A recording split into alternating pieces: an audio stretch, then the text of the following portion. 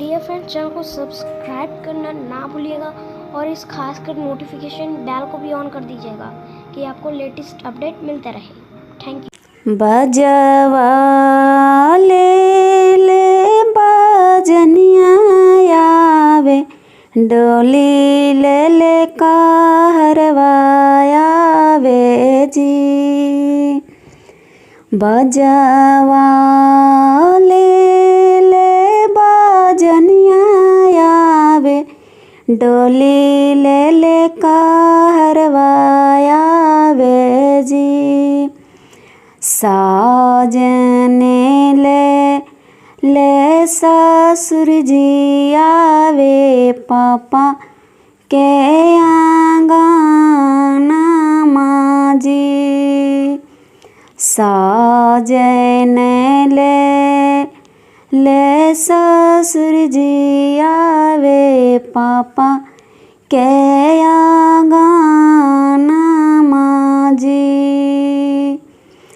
कहाँ सुतला नीचत पापा, साजन आंगन आयलन जी।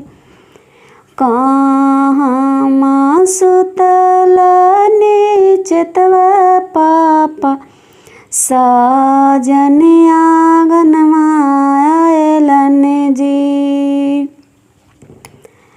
पापा रोवे चौखटिया धाइले, मामी पलंगिया धाइले जी।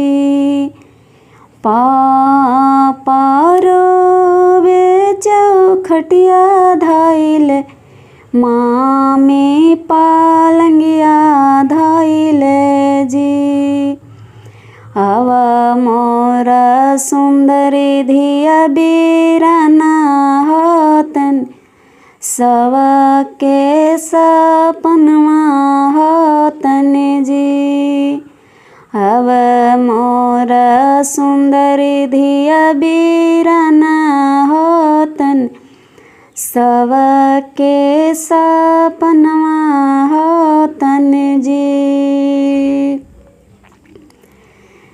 बजवा ले बजनिया आवे, डोली ले कहरवा आवे जी। साजने ले ससुर जी आवे, पापा के आंगना माजी। साजने ले ससुर जी आवे, पापा के आंगना माजी। डियर फ्रेंड्स, चैनल को सब्सक्राइब करना ना भूलिएगा और इस खासकर नोटिफिकेशन बेल को भी ऑन कर दीजिएगा कि आपको लेटेस्ट अपडेट मिलता रहे।